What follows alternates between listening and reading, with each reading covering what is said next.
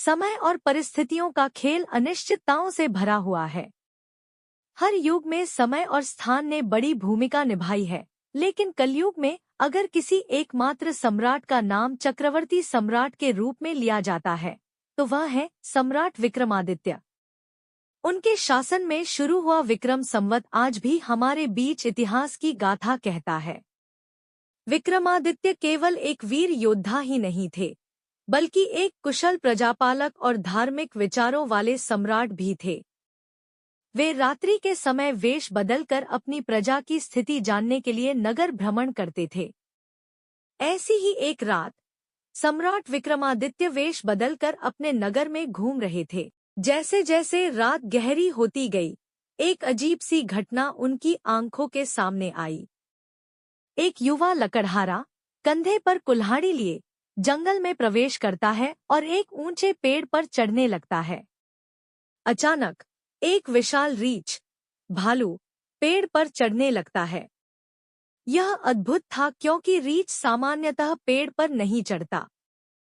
लकड़हारा डर के मारे अपने आप को संभाल नहीं सका और नीचे गिरते ही उसकी मृत्यु हो गई। विक्रमादित्य ने देखा कि वही रीछ अचानक एक सुंदर युवती का रूप धारण कर लेता है और जंगल के पास के कुएं पर जा बैठता है। कुछ समय बाद दो सिपाही वहां पहुंचते हैं। दोनों सगे भाई थे और दोनों उस युवती को देखकर मोहित हो जाते हैं। एक दूसरे से विवाह के लिए लड़ने लगते हैं। अंततः दोनों भाई एक दूसरे को मार डालते हैं। यह सब देखकर राजा विक्रमादित्य को अजीब लगा और उन्होंने इस रहस्यमय युवती का पीछा करने का निर्णय किया। जैसे जैसे वह युवती आगे बढ़ती गई, राजा ने देखा कि वह युवती अचानक एक जहरीले नाग में परिवर्तित हो गई। वह नाग नदी में कूद गया और नाव की ओर बढ़ने लगा, जिससे नाव में भगदड़ मच गई। कुछ लोग डूब गए, कुछ तैरकर बच गए।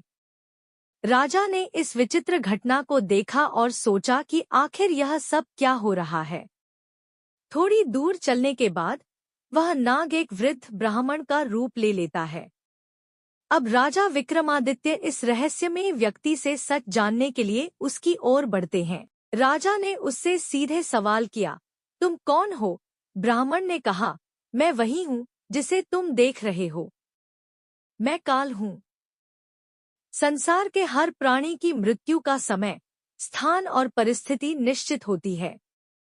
मैं वही काल हूँ जो हर प्राणी को उसकी मृत्यु तक पहुँचाता हूँ। राजा विक्रमादित्य ने बड़े ध्यान से उसकी बातें सुनी।